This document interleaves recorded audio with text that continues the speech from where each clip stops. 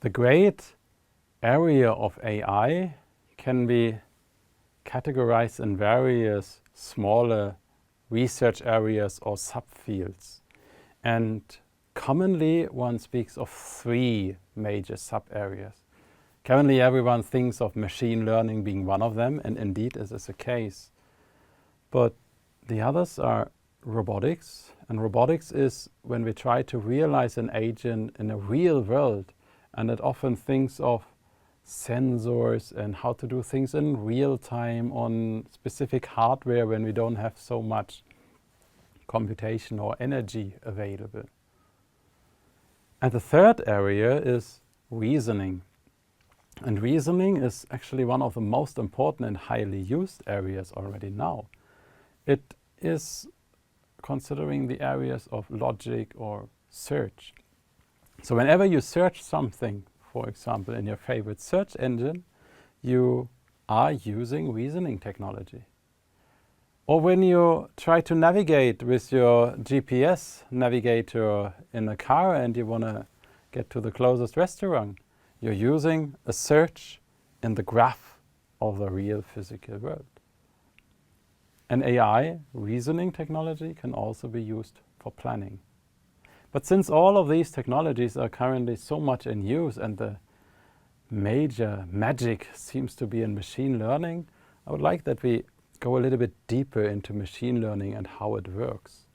Generally, we get data and magically it learns to recognize objects or answers, questions. But how does it work internally? I will not go too much into the details, but it's good to know that actually inside there is just mathematics and algorithms. So we are basing our machine learning technology on same or similar methods like reasoning.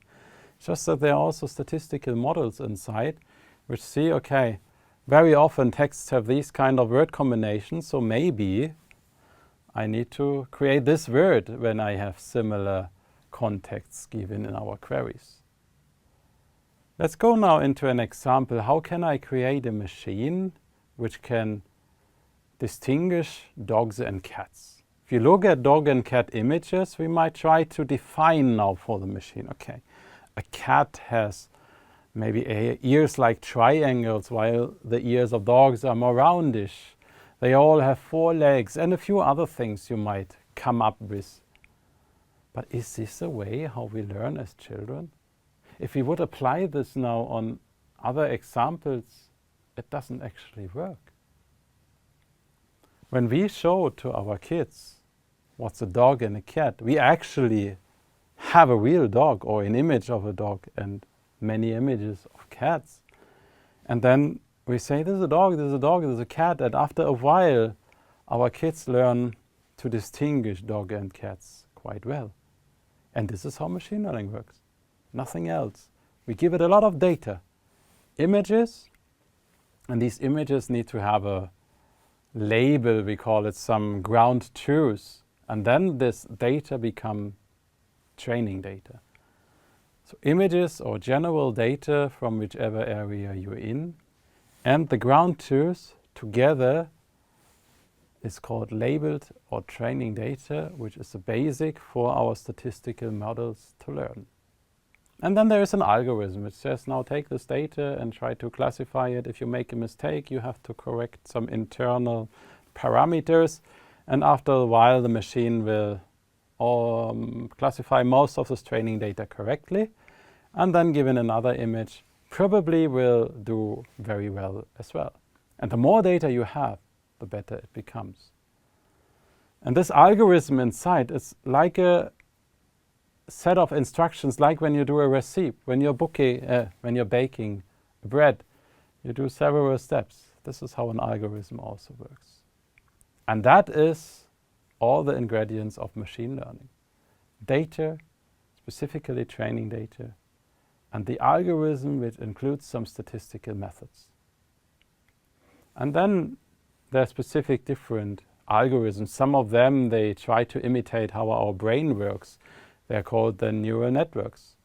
Others, they are even deeper. We have many, many of these neurons, these artificial neurons.